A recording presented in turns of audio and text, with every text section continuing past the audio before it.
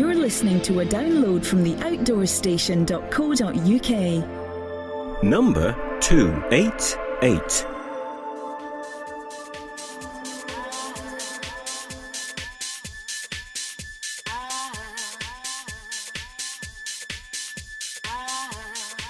I'm only running for the money and the hell of it. I never wanted what they sold me, now I'm rid of it. I'm only running for the money and the hell of it. I never wanted what they sold me, now I'm rid of it. I'm only running for the money and the hell of it. I never wanted what they sold me, now I'm rid of it. It don't seem right to win this when I'm not his biggest fan. Maybe I should done, maybe worthy and a better man.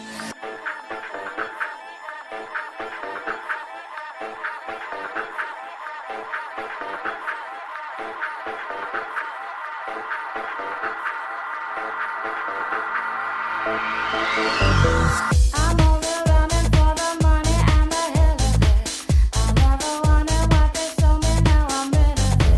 I'm only running for the money and the hell of it. I never wanted what they sold me, now I'm rid of it. I'm only running for the money and the hell of it. I never wanted what they sold me, now I'm rid of it. It don't seem right to win this when I'm not his biggest fan. Maybe I should done, maybe worthy and a better man. I'm only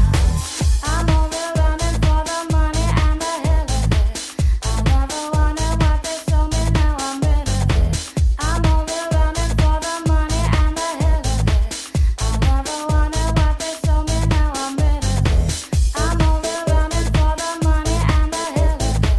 I never wanted what they sold me, now I'm rid of it. I'm only running for the money and the hell of it. I never wanted what they sold me, now I'm rid of it. It don't seem right to win this when I'm not his biggest fan. Maybe I should done, maybe worthy and a better man.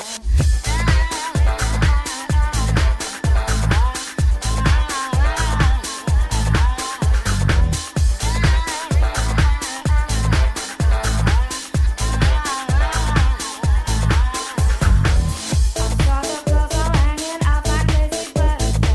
They're buying dresses, drinking beer and singing lullabies. They're running all their little boys behind them round and round. La la la la, tell me lots of pretty lies.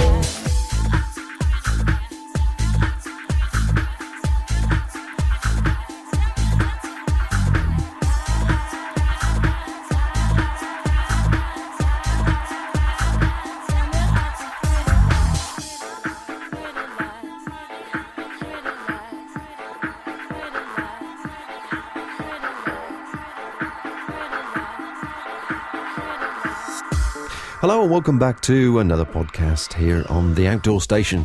Yes, as promised, we're trying to up our production schedule, and try and produce a few more as soon as we can, really. We want to get close to our 300, which is looming closely. And, well, as regards future content, we're starting to get a bit more diverse. And certainly the intention is to be a bit more diverse this year, as well as looking at various lightweight trips, backpacking and so on. We also want to look at more perhaps at nature and how we all relate to it, and various other aspects and interests which will enhance our learning and understanding and appreciation of our surroundings. Now, we've already chatted to a few people. As you know, the last one we attended a local charity event, the Haiti Hill Climb, which was running up and down to the local beacon and back. And I'm glad to say that at last count, they'd actually raised over £2,000. Which has funded various rescue shelters, rescue boxes that they wanted to do. So they actually exceeded their expectations, which is a great result, an achievement for everybody, and thanks to everybody involved with that. And congratulations to them, of course. Now, there are a lot of people doing more and more charity sort of outdoor-related fundraising activities, and it may come as a surprise to you, perhaps not. We get probably 3-4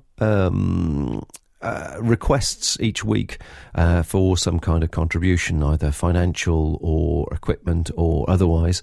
And obviously, just being Rose and I, we do the best we can, but obviously it's very hard to try and support everybody. So what we do is we put the people and some of the events they're doing and links to their giving page on the website under the what our customers are doing. Some customers are doing things purely for the experience and to share the story, perhaps blogging or whatever, and others, as I say, are doing things from a sort of a fundraising charity point of view. From a personal level, Rose and I tend to veer towards people that are doing simple events rather than the sort of bigger corporate charity set-up things. We've had one recently where somebody's heading to the South Pole and North Pole, and it's all very dramatic, but it's all part and parcel of a bigger organisation. On the other side of things, we do also get people who are doing things purely on their own. And this particular podcast is an interview with a guy called David Stevens.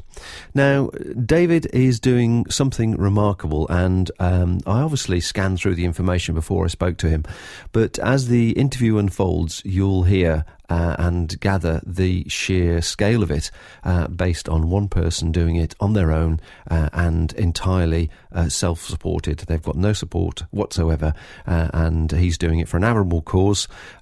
He's putting himself through some what I think will be very, very tough times, and as fit as this guy is, he obviously is setting himself up for a challenge. Now, it appeals to us in numerous different ways, one of the ways being the fact that it is a true lightweight trip, so there's something to be learned and gained there, but also for people that do get out and about in the outdoors and do a variety of things, as the piece unfolds, you'll certainly get an idea of what is involved.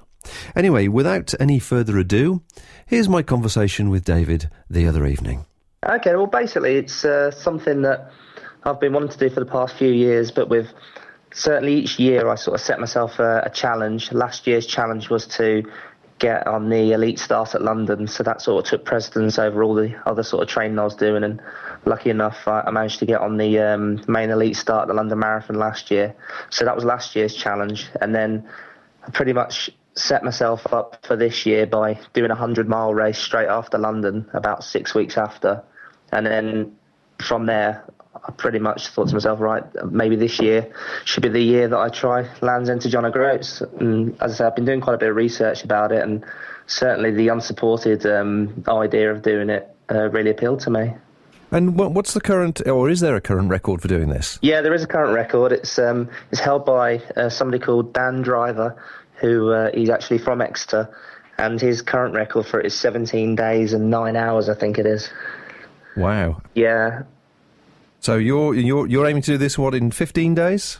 Yeah, 15 days. His record was worked out something like 51 miles a day, I think it works out roughly, whereas mine, I'm looking to push it a little bit further and go for 60 miles a day. Because initially when I started out looking at this, I thought, when I looked at the unsupported title, I thought that meant that he carried all of his foods and everything with him. But later, when I actually wrote to Guinness Book of Records just to get the actual inside information about the record itself, they said that the unsupported title meant that he was actually able to buy food and resupply his own food along the way. He just wasn't allowed to have a support crew with him. So you're doing it with the same rules then? Yeah, I'm doing exactly the same rules as him, same route and everything, in that I know I won't be carrying my own food. I'll be able to purchase my food and that as I go, but I won't actually have an official crew with me as such, like making me my meals or anything like that. And I'll be carrying my sort of tent and my food, and my tent and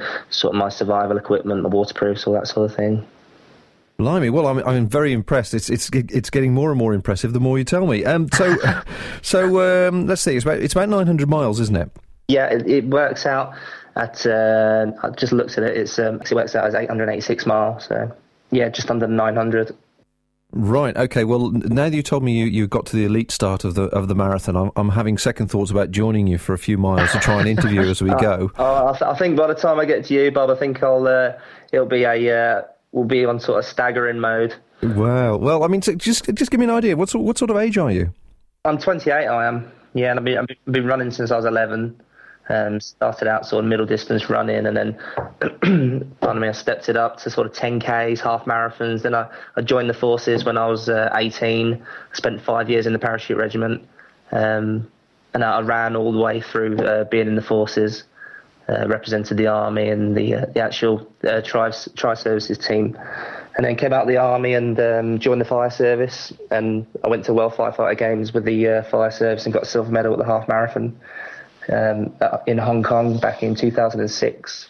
Again, that was another challenge that I set myself back then, to come back with a medal for Great Britain. So yeah, each year I sort of, like I said earlier, I like to push the boundary and just see how far I can push my body. Wow.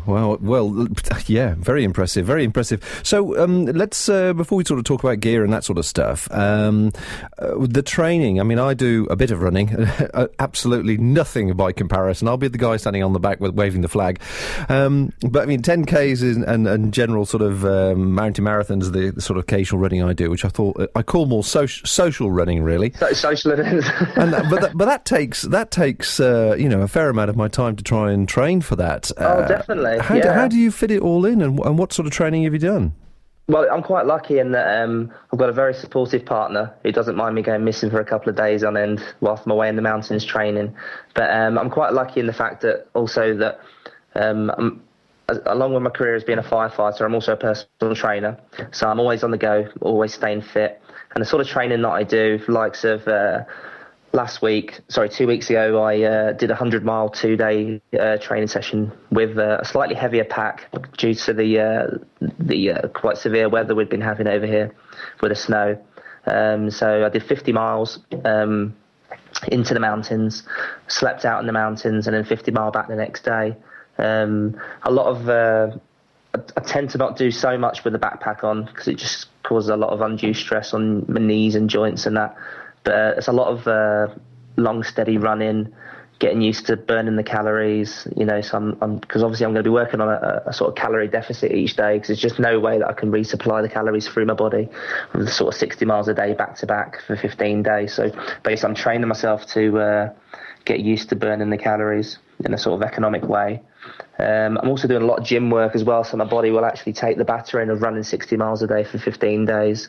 Because, I mean, it's tarmac all the way pretty much.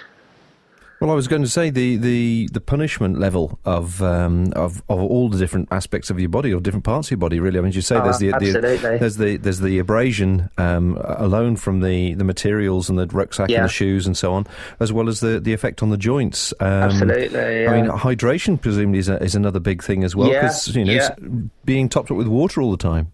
Yeah, absolutely. I mean, hydration is a major key here. I mean, I'm quite lucky in that I've been given some supplements by CNP, which is a major supplements company, a major supplements brand, who sponsor a few triathletes, a couple of boxers, and now they've got involved in this event as well. So they've supplied me with quite a lot of like electrolyte drinks and isotonic drinks and that sort of thing in powder forms, so I can just add the water to them. So they don't necessarily weigh anything, but I've worked it out that I'm going to carry enough powder to entitle me to one carbohydrate-loaded drink each evening before going to bed. But also, like I said earlier, I can resupply along the route, so it's no major sort of thing there. As in, I can get my things like my Lucozade and that sort of thing along the way. So do the rules allow you to sort of send parcels ahead for yourself, or have you just literally you can only buy what your pass? Basically, what I start off in, like as in like the equipment that I carry, that's the equipment I have to finish with. However, say for instance, I was coming through Edinburgh and my trainers had completely worn out, then I could go and purchase another pair of running shoes if I needed to. But ideally, I'd like to start and finish in exactly the same equipment basically I'd like to finish with exactly the same equipment as what I started. Yeah. I'm surprised you're not. The Visa haven't sponsored you with that advert at the moment of running through all the Visa checks and swiping the card. Ideal, wouldn't it? Absolutely. Get on the phone to them. I will do. That's a good idea, Bob. Yeah, you've given me a bit of an idea there. Definitely. Yeah, I'll try and get them on board. Definitely. So, you've been, seriously now for this particular type of, your level of fitness is obviously much higher than the average enthusiast anyway. But when did you actually start upping the level of training to cope with this? To cope with this, the first major ultramarathon that I did was probably about 4 years ago, where I did it was called the Thames Path Ultra, and that was 50 miles from Reading to Shepperton, following the Thames towpath. And I did that in 7.5 hours off of pretty much basic marathon training. And to be honest, I found myself getting to sort of 30 miles, and where a lot of people had sort of overcooked it and gone a bit too fast. I was kind of, because I started off slow and steady, I was, I kind of almost picking it up as I was going along and getting a bit faster in the later stages. And I come away from there, and that was a bit of a learning curve. And I just found then that from then I did the longer races. I did the Felsman, which is one of the hardest foot races in the UK. I did that this year. That's 61 mile, and did that in 14.5 hours. And I think I finished 8th or 11th in that. I can't quite remember. But I felt okay off the back of that. And just gradually, to be honest with you, I think a lot of it, if you've got a good foundation of running behind you, a lot of it is having mental toughness and strength to get through these sort of events. No, I was thinking. I mean, what is the? We've spoken to various marathon runners, and I've never sort of been tempted to run a marathon as such. Although I don't mind mountain marathons, because I suppose, as you say, from a mental point of view, there's things to occupy your mind. Whereas sort of road running is something that road running, it's just like monotonous. But I mean, Definitely. What was the difference when you did those longer marathons, the 50 milers? How do you keep yourself inspired? For me, I tend to do them in some of the real nice parts of the country, like the Lake District.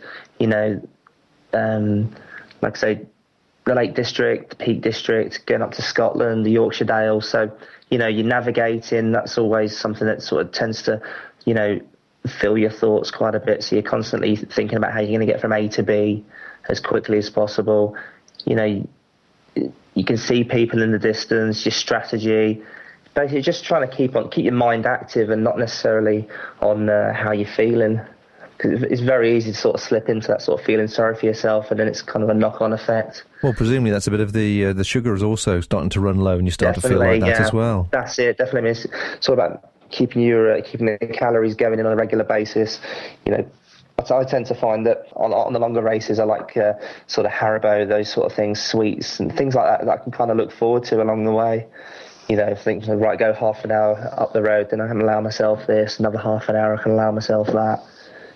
I mind you, I would have thought the road route from Land's End to John O'Groats is probably going to pass a lot of sweet shops. So they're in for a good trade, aren't they? They're in for some really good trade. I might even finish off heavier than what I started. Definitely. Now, when you have been training, then, and you are doing these things, again, when you just sort of touched on the damage to the body, what have you found? Is there a weak area that you have, or something that you have to be a bit cautious about? Yeah, I mean, for me, I'm completely flat-footed. I am, so I've always had to wear orthotics.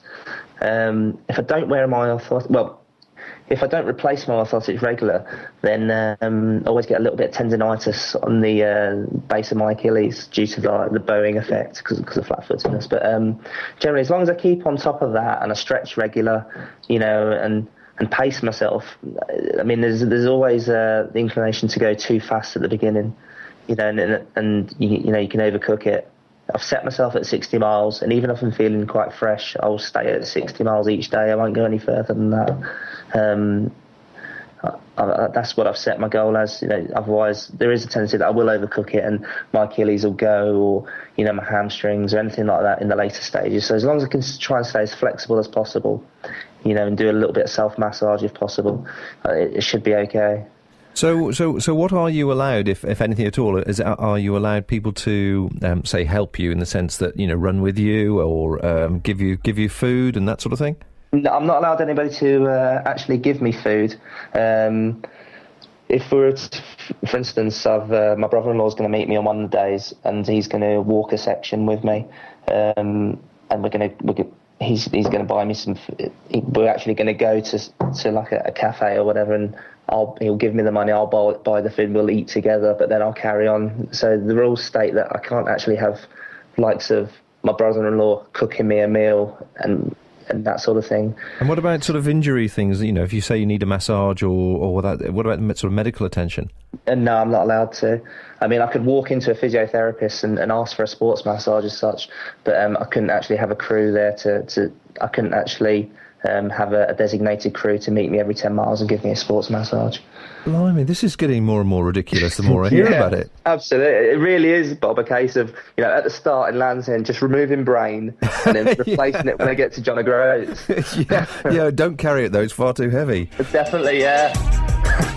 You're listening to the outdoorstation.co.uk. Bringing you more about the Outdoors world.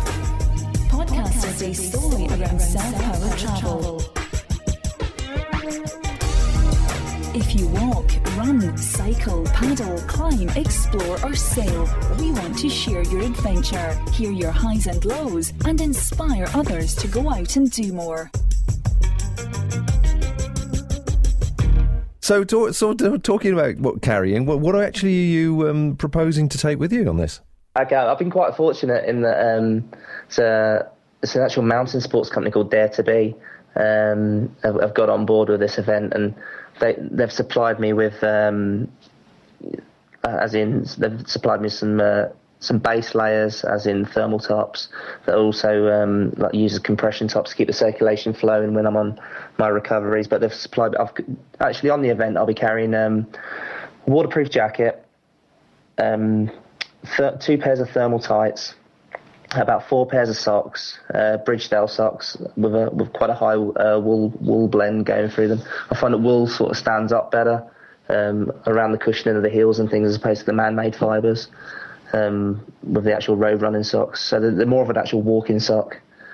I've got a Coleman tent which weighs 960 grams, which is an adventure racing mountain marathon sort of tent. It's called the Coleman Regal ×2. It's an actual 2-man tent, but it only weighs 960 grams, so it gives me plenty of space for moving around in. I've got an original mountain marathon sleeping bag, which I'll be using, which is ultra lightweight. And initially, I bought the original mountain marathon. I'm trying to think what it's called. The Villain rucksack. The rucksack, yeah. Yeah, for the event, but I've decided that's actually going to be too big now.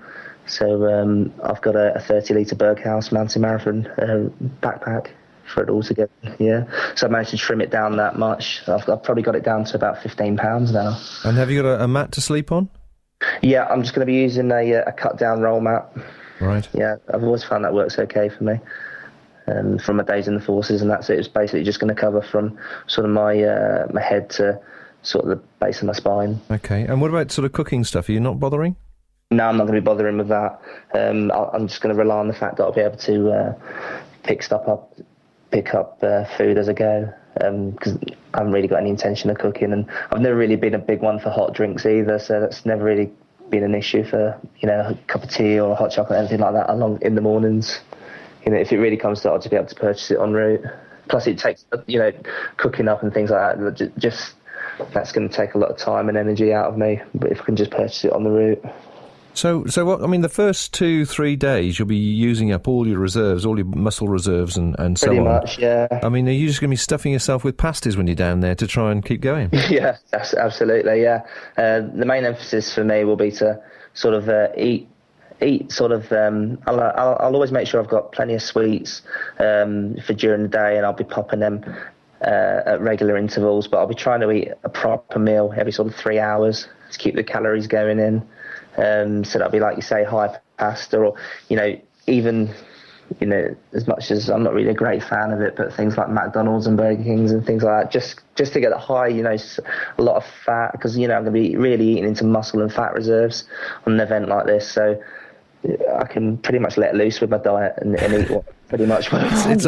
It's ironic, isn't it? Here you are doing sort of an exclusive top-of-the-range sporting event, and eating absolute rubbish is the thing you have to do. It's the key to it, anything that's high in salt. All the rubbish that's out there. Yeah, absolutely. You know, things that are high in salt that's going to stop the cramping. Yeah. I mean, it's pretty much the case of eating as I go. I mean, one of my sort of sporting heroes is a guy called Dean Karnassus. He's an American ultra runner. His actual nickname is the Ultra Marathon Man, and his sort of trademark thing is that when he's out running, he always has his credit card and he phones up for Domino's Pizza along the route. Yeah. You know, and he just arranges for them to meet him on one of the main highways in America. Yes, well, I should imagine. I mean, I can easily believe you're going to scoff those all the way, which then leads me to the next thing. Let's first of all talk about the route. There's obviously a route you have to follow for it to be according to the yeah. So is it all main roads, or is there? Yeah, it's all main roads. I've actually got the route here. I'll just get it up here. While we're talking, do you have a website that people can actually log on to and look at this while we're chatting? Right now, basically, what I've got a blog on Dare to Be's website, which they can go on. I've just set that up literally about 3 days ago, but they're having problems with loading photos on. But there's a bit on there about me and the actual event itself. Okay. Also, there's a Just Giving website, which has been up and running for a little while. If people want to donate for the Help for Heroes and the Firefighters charity, but to be honest, right now most people have either been dropping checks into my local fire station where I work, or have been doing it over the actual sponsorship forms for me. Good. Okay. Well, I mean, certainly there's a link to your Just Giving page off the Backpacking Light. I've had a look on that. Yeah, it's fantastic. What our customers are doing, they're stupid fools. Absolutely. So yeah, your route. What have you got there then? It's pretty much, it starts at Land's End, and it's A30 all the way to Bodmin, and that's pretty much the first day covered. I will stop at Bodmin, and I'll find somewhere to sleep. So it's pretty, like I say, it's going to be wild camping all the way. If I do happen to come across a campsite, which is roughly on the sort of the end of a 60-mile day, then I'll bed down there and use their facilities, as in the toilets and showers and that sort of thing. But failing that, I won't cut the day short or anything like that. I'll always push for the 60 miles a day to make it for the 15 days. And then we go up to Oakhampton, which is just on the outskirts of Dartmoor, which again is on the A30. Right, and then we come off the A30 and we're up to Crediton, Tiverton, and then we follow that all the way up to Bristol. So we're starting to make our way up into the Midlands, up across the Severn Bridge, and then we're up to Hereford, and there's, like I say, we're on the Wales sort of Shropshire border. Right. Church Stretton, just Rosebery. And then heading up towards Chester, Liverpool there? Yeah, we're going up towards Wigan and Preston. That's it. Yeah, Warrington, Wigan, Preston. And that's following the A6, which is sort of tracking the M6 motorway. And then it's up to Kendal, and then up to Penrith, Carlisle, and then we're pretty much getting up towards the borders there, up towards Galashiels, on the A7 that is. It just, I mean, I know you've got this down for 15 days, but the way you're talking, I can just see just the speed of you moving is just incredible. We've spoken to various people who have walked Land's End to John O'Groats, and I'm going to be talking to somebody else who's doing a slightly different route. But I just have this vision of them walking along with a pair of rucksacks, and there's this pair of sneakers come straight past. Yeah, I'm sure they'll be having a much more enjoyable time than me, though. Yeah. So you say you're wild camping. I mean, obviously that's fairly easy, sort of ruralish and Scotland areas. But I mean, how are you approaching that? Are you thinking people are going to be fairly, or will they be fairly supportive to you doing it? Yeah, like I say, I've spoken to a few people that have done this style event before, but they've done it on bikes. And like I say, because I'm going to be going through like the Shropshire border, Shropshire, Wales, sort of the Lake District, those sort of areas, it's pretty rural anyway. So, I mean, I'll just sort of take myself away off the beaten track. Won't leave any mess, so I'm completely out of the way. And like I say, if I happen to come across a campsite which is give or take on the sort of 60-mile end of the day route, then I'll aim for there. But certainly speaking to quite a few cyclists on some of the forums and that, they've done this sort of event before, and they haven't really struggled or had any issues with it. And so, I mean, what time of the day will you actually? Have you got a timetable? A day you definitely start at so and so time? Ideally, what I'll be doing is I'll be starting on the 24th of April at 10 a.m. in the morning, and the way I'll be aiming to work it is that within every 24-hour period, I'll be taking no longer than 16 hours to cover my 60 miles. So ideally, if we can get it done in 12 hours, that's a bonus. I get more recovery. If it takes 16 hours, then obviously that recovery time comes down. So if I can find a happy medium between 12 and 16 hours each day on the move, then that means I can get the maximum recovery time. So you aim to start at 10 o'clock each day, or that's just the first day?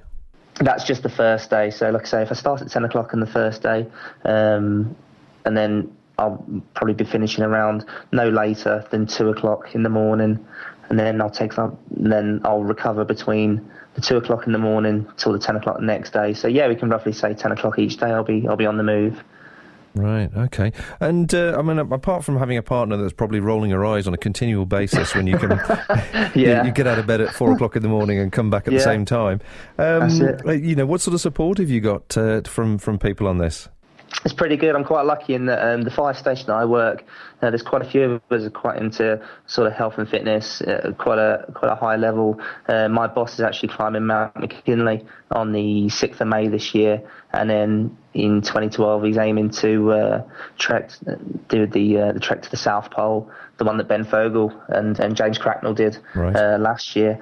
So it's all pretty high fitness. All the people around me are quite involved in sort of peak performance high fitness, so I try to surround myself with them, and they pretty much understand what I do and I understand what they do, and you know they can train with me when I'm out doing my sessions, and vice versa. I mean, for instance, on my on my birthday this year, I celebrated it by running 60 miles. As you do. As you do. I mean, I ran 60 miles and my boss joined me for the last 30, so it was all right, yeah. I mean, I contribute to his training and vice versa. But as I say, I've got quite a lot of people that are involved in sport around me. So have you contacted some of the other fire services areas that you're passing through, and are they sort of supporting you in any way? Yeah. As I come up through the Midlands, because actually the fire and rescue service I work for, Staffordshire Fire and Rescue, we're obviously based just outside of Birmingham. So they're looking at sending some of the guys out on some of the days as I come up through the Midlands, and probably cycling with me along parts of the route as I come up through sort of Shrewsbury and Telford and things like that. Well, I think it's a terrific thing you're doing, and obviously you're doing it for a really good cause, to help for the heroes, which is very much a cause of the moment for obvious reasons. Definitely. Have you had any friends or contacts at all with the parachute regiment that you have in mind when you're doing this? Yeah, I mean, I've lost, certainly in the last 2 years, I've lost 3 of my friends, all from the parachute regiment, who have died in Afghanistan. They haven't been injured, they've actually died out there. So for me, it's a charity that's really in the sort of forefront when I'm sort of planning an event like this, just because I can think to myself, right, I might be aching of like a, sore Achilles or a sore knee, but, these guys are out there and they're putting themselves on the line over in Afghanistan and all over the world, not just Afghanistan, but, so every penny that I can raise can go towards very much a worthwhile cause. I mean, Help for Heroes is enabling people that are, severely injured to resume a normal life, pretty much. And there's people out there running marathons who couldn't even walk sort of 18 months, 2 years ago. Really inspirational as a charity. And the firefighters charity, the other charity, they're rehabilitating injured firefighters, which I think is a really kind of noble cause in itself. Absolutely. And have you had plenty of sort of media support? I mean, I presume you've got media support in your local area, but sort of across the country? Not necessarily across the country. That's like I said, I've got 8 weeks to go now, so that's going to be the next stage in terms of making them aware that I'm coming and trying to drum up a little bit of support there. And like I say, certainly down in Land's End, ideally I'd get somebody on board there to come and film the start or something like that, or certainly cover it in their local paper. And then as I progress up the country, see if I can drum up some more interest there, and as I come up to the finish. I had a quick look on your Just Giving site at the moment, and as I say, there's a link to the site off the Backpacking Light website where our customers are doing things. Brilliant. So I really would suggest people support exactly what you're doing. I think it's a major effort It's not. Thank you. I mean, we there are a lot of charity things taking place where people are doing things of a slight discomfort, shall we say? But this is seriously putting yourself out there, and I can't imagine the aches and pains that you're going to be faced with. I'm bad enough going for a 5-mile run, let alone. Yeah, but at least you're getting out there, Bob, and that's the main thing. You're trying to stay active. I think. Any sort of fitness, whether it be just going out for a 10-minute walk or, kicking a football around, I think everybody needs to start somewhere. And certainly that's how I started. Like I said earlier, I started off just by, running 5Ks and 10Ks, and it's gradually just built up to these sort of monstrous sort of distances over the years. Are you taking any technology with you, like the phone or anything? Yeah, I'll be taking my iPhone with me. I'll have that with me constantly. And as I say, I'll be updating a blog as I go. I'll also be on Facebook as well. That's another thing I forgot to mention earlier. I'll be keeping a blog on Facebook on a daily basis. I'm quite lucky as well in that I've got a solar-powered charger for my phone, so I don't need to worry about plugging it in or anything like that. I can just charge it on the move. Right, 'cause that was going to be my next question, how are you going to keep charged? Yeah, I've got a solar-powered charger called a freeloader. Right. Well, I mean, there's a couple of things here. First of all, if I can possibly sum up the energy, do you mind if I join you for a while? Absolutely, yeah, that'd be great. Definitely. And I'd love to sort of keep in contact with you. So perhaps we'll sort of chat to you while you're running or whatever. If we can have a chat with you at some later stages after you've started. Yeah, that would be brilliant, Bob. Yeah, definitely. I'd enjoy that. That'd be great, yeah. I don't think there's anything else really to find out apart from how it progresses. Obviously, nearer the event, if there's anything else that we can help with you, drop us a line. But what I'd like to say to people listening to this is, this guy's really is going for it. So it's well worth a visit to his site and donating a small amount, which I'm sure will add up to I think your target was £1,000, wasn't it? That's right, yeah. Yeah. Well, let's hope you really exceed that, because it's a very good cause, and you really are doing yourself a challenge. But the last question, of course, immediately comes to mind is if you want to give yourself a challenge each year, and you've gone past the elite stage of the London Marathon, and you're now running Land's End to John O'Groats. What on earth could possibly be next? I've already thought about this one. The next one that I'm possibly thinking about is run across mainland Europe. Blimey, right, okay. That's the next one, but as I say, we'll see how we get on after this one. as long as I've still got my own kneecaps, anything's possible. But that's the next one. I was thinking along the lines of run across Europe. Well, I shall be fascinated to speak to you at the end of this and find out what you've learned about doing this type of distance, and also about the human body and the mind as well, and what you take forward from this to whatever you go on to. I wish you well, certainly. Thanks ever so much, Bob. That's great. I appreciate all the support. And I'm going to make sure that we have links to your blogs or whatever else before you go, so people can actually listen to this and just follow you. Yeah, you will do. And well, best of luck, and we're behind you. Thanks ever so much, Bob. And like I say, I look forward to meeting you along the course, and I'll definitely keep in touch over the next few weeks, let you know how the training's going, and like you say, let your customers and people who are reading the blog, let them all know how it's going on. I never wanted what they sold me, now I'm rid of it. I'm only running for the money and the hell of it. I never wanted what they sold me, now I'm rid of it. It don't seem right to win this when I'm not his biggest fan. Maybe I should donate, be worthy and a better man.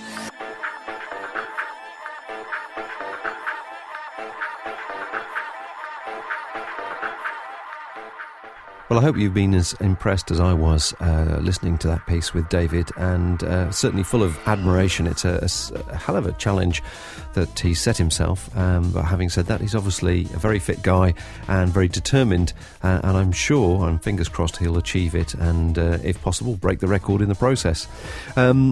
Links to his Just Giving page, should you wish to sponsor him in some way, and I'm sure any amount would be greatly appreciated. As with a lot of the people who are doing things on a fundraising basis on that page, any amount will be appreciated, I'm sure. Can be found on the backpackinglight.co.uk website, What Our Customers Are Doing page. And there are links there to various things. Now, obviously, if you live en route or nearby, then I'm sure he would appreciate the moral support of you popping out and having a jog for a few kilometres with him to keep him company and keep his spirits up. As I said in that, he's not very far from us when he comes past here, so we hope to join him in some way. Whether I can keep up with him or not is perhaps another thing, but it'd be interesting to see just exactly how he's feeling, what his mental state and physical state are in when at that time, and obviously we'll speak to him at the end and see how it all went. So that's David Stevens, one of many people doing fundraising events this year. Please support people where you can, if not, a big pat on the back, if nothing else, because it takes a lot of personal organisation, not only to do events like this, but also to prepare for them and train for them and prepare your life so it enables you to do them. So the people that are the unspoken heroes in the background being supportive really need as much congratulations as those actually undertaking the event. Now, I hope you're enjoying these new podcasts and obviously the collection which is available on the site. If you can, please pass on our listing page, our podcast listing page, either on backpackinglight.co.uk or the Outdoor Station, which I must get up to date I'm a bit remiss on that. It's very hard to keep all these websites up to date. On to other outdoor enthusiasts and people who like to enjoy and share the experience of being outdoors. And obviously keep in mind with the latest news that it is the bigger corporations like the BBC who are actually cutting back on production and their radio stations and so on. And certainly people that are interested in specialist areas are getting less and less chance for exposure. So it's just little podcasts like this and Gary's over at Doing Stuff Outdoor and a whole variety of other people dotted around the world that are doing a few of the outdoor podcasts that are keeping the sharing of knowledge going in such a format. And on that note, with the weather starting to look a little bit more cheerful, let's hope we all can actually get out a bit more and get away from these horrible things called computers that seem to control our life at every level, and breathe in that fresh air, enjoy the view and enjoy some physical exercise. Until next time, folks, take care, enjoy yourself out there, and see you next time. Bye for now.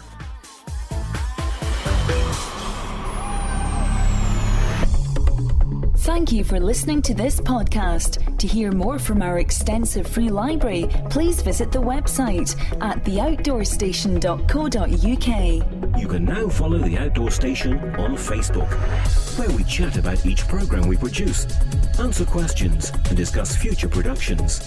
Why not join us there? This podcast is produced and hosted by theoutdoorstation.co.uk.